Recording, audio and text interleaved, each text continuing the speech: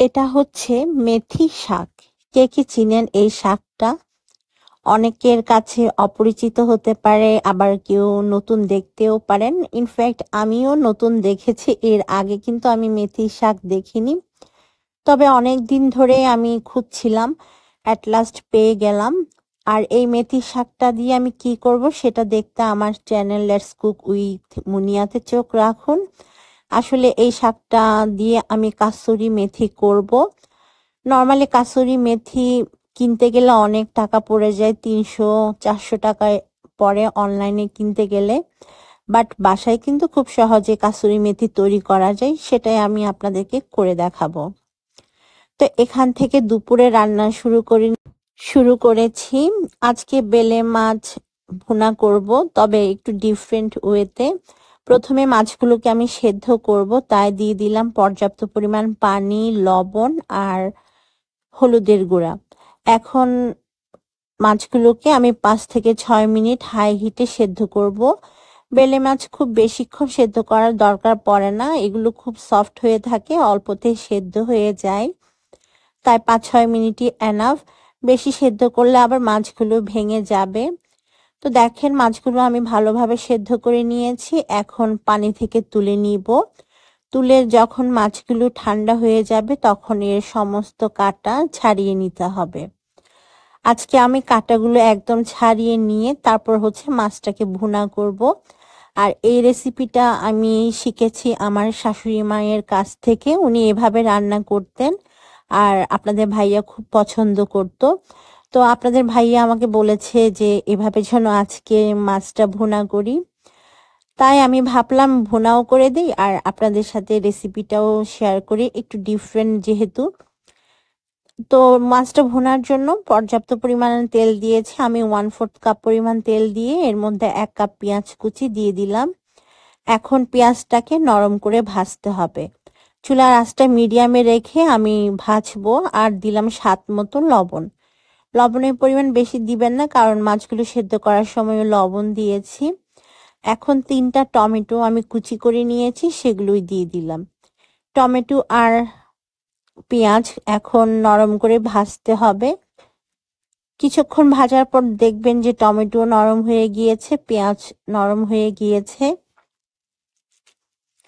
তখন আমরা এর মধ্যে দিয়ে দিব 1/2 টিস্পুন হলুদের গুঁড়া, 1 টিস্পুন আমি দিব লাল মরিচের গুঁড়া, কারণ ঝাল ঝাল হতলে এটা খেতে বেশি ভালো লাগে। তারপর দিব 1/2 টিস্পুন ধনে গুঁড়া আর 1/4 টিস্পুন জিরা গুঁড়া। সামান্য একটু পানি দিয়ে মশলাটাকে ভালোভাবে কষাতে হবে। যত ভালোভাবে মশলা কষাবেন ততই দেখবেন রান্না খেতে অনেক বেশি মজার হবে। মশলার কাঁচা গন্ধ থাকলে কিন্তু খেতে ভালো লাগে না, তাই আমি সবসময় চেষ্টা করি মশলাটাকে ভালোভাবে 3 থেকে 4 মিনিট মিনিমাম কষিয়ে নিতে। আর মিডিয়াম হিটে মশলাটা কষিয়ে নিয়েছি, তেল সম্পূর্ণ উপরে উঠে এসেছে। এখন আমরা এর মধ্যে কাটা ছাড়িয়ে রাখা মাছগুলো দিয়ে দিচ্ছি।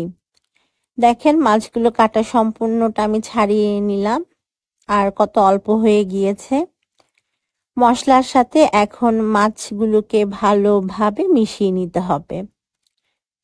মিশিয়ে নেওয়ার পর এর মধ্যে আমি 1/2 কাপের মতো পানি দিব। খুব বেশি পানির দরকার পড়বে না, জাস্ট 1/2 কাপ দিলেই হবে। 1/2 কাপ পানি দেওয়ার পর খুব ভালোভাবে মিশিয়ে নিতে হবে। তারপর রান্না করতে হবে যতক্ষণ না পানিটা শুকিয়ে যায় আর তেলটা সম্পূর্ণভাবে উপরে উঠে আসে। চুলার আঁচটা মিডিয়ামে রেখে রান্না করবেন। আর একটু ঝাল হওয়ার জন্য এখানে আমি 5-6টা কাঁচা মরিচ মাঝখানে ফালি করে দিচ্ছি। এই রান্নাটা একটু ঝাল ঝাল হলে বেশি মজা লাগে, তাই আমি ঝালের পরিমাণটা বাড়িয়ে দিয়েছি, তবে আপনারা আপনাদের পছন্দ মতো ঝাল করতে পারেন। 4-5 মিনিট রান্না করার পর আমাদের পানিটা একদম শুকিয়ে গিয়েছে। দেখেন তেল সম্পূর্ণটাও ভেসে উঠেছে, তার মানে আমাদের রান্না একদম কমপ্লিট। আর এত লোভনীয় হয়েছে কি বলবো।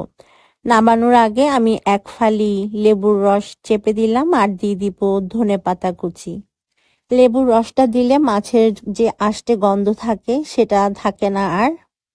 আর ধনেপাতা দিলে তো এমনি মজা লাগে শীতের সময়। শীতের সময় যে কোনো তরকারিতে দেখবেন ধনেপাতা যদি না দেন খেতে তেমন একটা ভালো লাগে না। আমি তাই সব তরকারিতে ধনেপাতাটা ইউজ করি। ব্যাস মাছের ভুনা হয়ে গিয়েছে, এখন নামিয়ে নিব। তো নামিয়ে নেওয়ার পর বাচ্চারা স্কুল থেকে চলে এসেছে 1টার দিকে। ওদেরকে আমি খাইয়ে দিয়েছিলাম ভাত, তারপর শাওয়ার করেছে। এখন এখানে ওয়াসি মোবাইল নিয়ে শুয়ে পড়েছে। আসলে সকাল সকাল স্কুলে যায়, যার কারণে ওরা একটু খেয়ে দিয়ে টায়ার্ড হয়ে যায়, ঘুম ঘুম পায়। তো এখানে ঘুমানোর চেষ্টা করেছিল, বাট আমি এসে ওকে ডিস্টার্ব করলাম আর কি। তো এখানে আপনাদের ভাই অফিস থেকে আসার সময় দুধ নিয়ে এসেছে। এখন এই দুধের প্যাকেটগুলোকে আমি ফ্রিজে রেখে দিব। আর দুধগুলো ফ্রিজে রাখার জন্য আমি খুলে নিচ্ছি আর কি। তো আপনাদের ভাইয়া আমাকে বলছিল একটা একটা করে প্যাকেট না রেখে তুমি পুরো বক্সটাই ফ্রিজে ঢুকিয়ে দাও। আপনাদের ভাইয়াও না অনেক বোকা, পুরো বক্স কি আর ফ্রিজে রাখা যাবে? আমার ফ্রিজে হচ্ছে সবগুলো বক্স, যার কারণে আমি ওভাবেই আস্তে আস্তে করে রাখছিলাম আর কি একটা একটা। আসলে ফ্রিজে আমি কখনোই পলিথিন ইউজ করি না। দেখা যায় কি পলিথিনে করে রাখলে সেগুলো লিক হয়ে রক্ত পড়ে। তো আমার কাছে সে জিনিসটা ভালো লাগে না। এজন্য আমি সবকিছু ফ্রিজে বক্স করে রাখি, এতে করে একটা তরকারি বা একটা মাংসের গন্ধ অন্যটাতে পৌঁছায় না, আর ফ্রিজ ক্লিন থাকে, গন্ধ হয় না। তো এখান থেকে কিছু বিটরুট কেটে নিচ্ছিলাম ফ্রোজেন করার জন্য।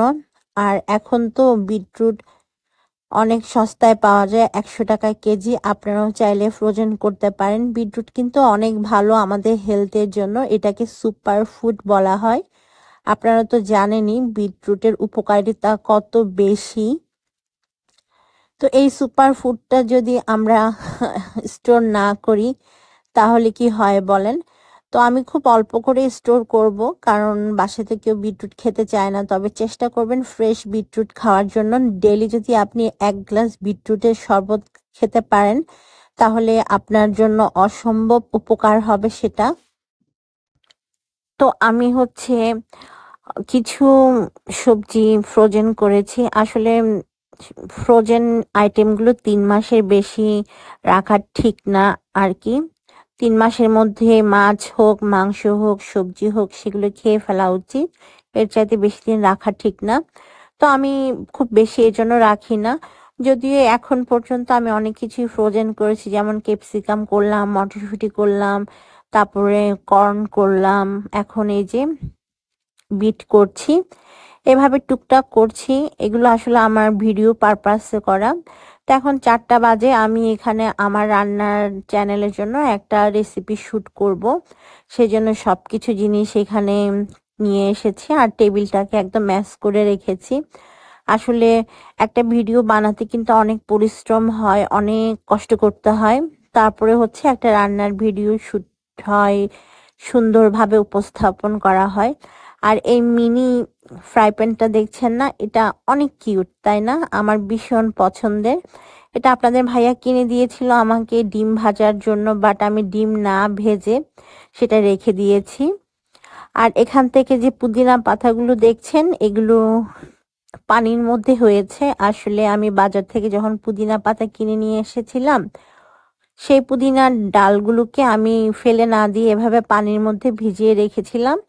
তারপর তো দেখতেই পাচ্ছেন কি সুন্দর মাশাআল্লাহ পাতা গজিয়েছে। তো সন্ধ্যা 7টার দিকে আপনাদের ভাইয়া একটু বাইরে গিয়েছিল। তো টুকটাক খাবার নিয়ে এসেছে, সবজি নিয়ে এসেছে বাচ্চাদের জন্য, টুকটাক খাবার এনেছে। আর বাচ্চাদের যেহেতু এখন ফুল টাইম স্কুল হচ্ছে, তাই ওদের টিফিনের জন্য বেশ কিছু জিনিস আনতে বলেছিলাম, সেগুলো নিয়ে এসেছে। তো আমি একে একে এগুলো বের করে নিচ্ছিলাম এখান থেকে। তো আপনাদের ভাইয়া আবার ভাজা জিনিসগুলা, মানে ধরেন সিঙ্গারা, সমুচা, পুরি, আলুর চপ, এগুলো খুব পছন্দ করে। ও যখনই বাজারে যায় তখনই এইসব নিয়ে আসে। ওর কেন জানি এগুলো খেতে খুব ভালো লাগে। আমি যদিও খুব একটা পছন্দ করি না, তবে মাঝে মাঝে খেতে ভালো লাগে, সব সময় না। তো ও যখনই যাবে তখনই ও নিয়ে আসবে ওর জন্য। তো আজকেও নিয়ে এসেছে, তবে জিলাপিটা আমার খেতে ভালো লাগে। তো এখান থেকে আপনাদের ভাইয়া ডিম সবজি এনেছে, আমি সবগুলো বের করছি। আসলে শীতের সবজি এখন যেহেতু শেষের দিকে, এখন সব সবজির দাম একটু একটু বাড়তে শুরু করেছে।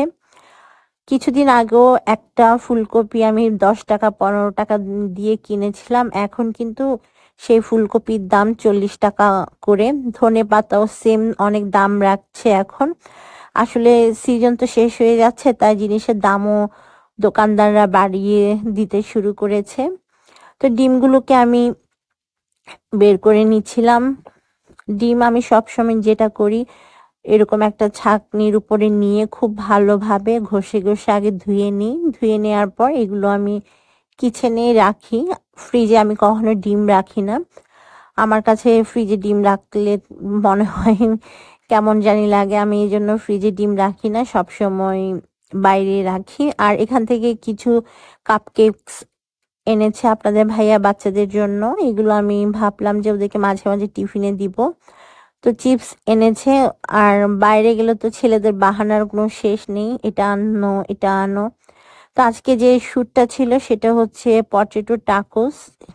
এই যে পটেটো চিজ টাকোস, খুবই ইয়াম্মি একটা খাবার, আমার কাছে খুব ভালো লেগেছে, সেই সাথে বাচ্চারাও অনেক পছন্দ করে খেয়েছে। আর আপনাদের ভাইয়ার পুরি ডিম চপ এগুলো তো আছে, এগুলো আমি কখনোই খাই না।